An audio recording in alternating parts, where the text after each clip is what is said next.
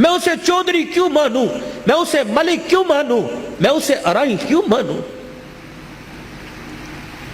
جس نے تقسیم جائیداد کے وقت بیٹوں کو یاد رکھا، بیٹی کو یاد ہی نہیں رکھا۔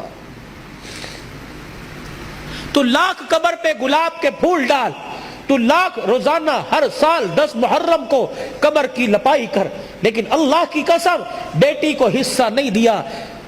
گھر کی مفلسی اور گھر کے حالات پتلے دیکھ کر، جب بیٹی کے گھر کا میٹر بجلی کا بل زیادہ آنے پر بجلی کٹے گی، گیس کا کنیکشن کٹے گا، جب ماں سے بچے روٹی مانگیں گے اور ماں دوپٹے میں منہ دے کے روئے گی، تو کیا اللہ تجھے قبر میں سکون کی کروٹیں دے گا؟ نہیں نہیں۔ بیٹیوں کو حصہ دو۔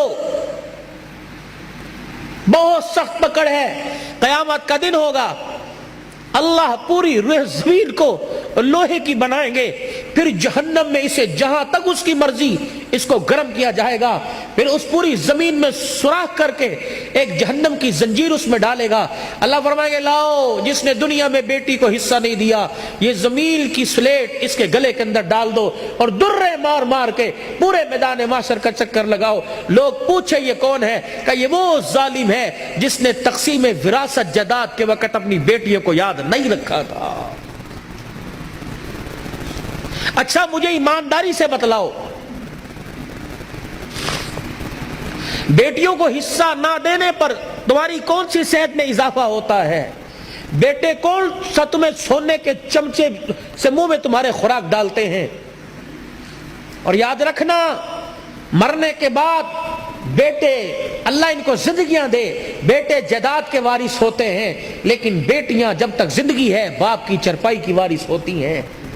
نہیں بھولتیاں، کمیٹیاں ڈال ڈال کے باپ کا ختم کروائیں گی، اپنے خامد سے مانگ مانگ کر پیسے جوڑ جوڑ کے جا مسیطے مٹھائی دیا، مولوی صاحب نو کہیں میرے ابو نو سال ہو گیا دعا کر دیں۔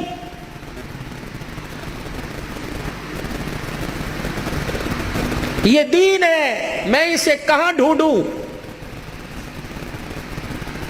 میں اسے کس خطیب کی زبان پہ تلاش کروں؟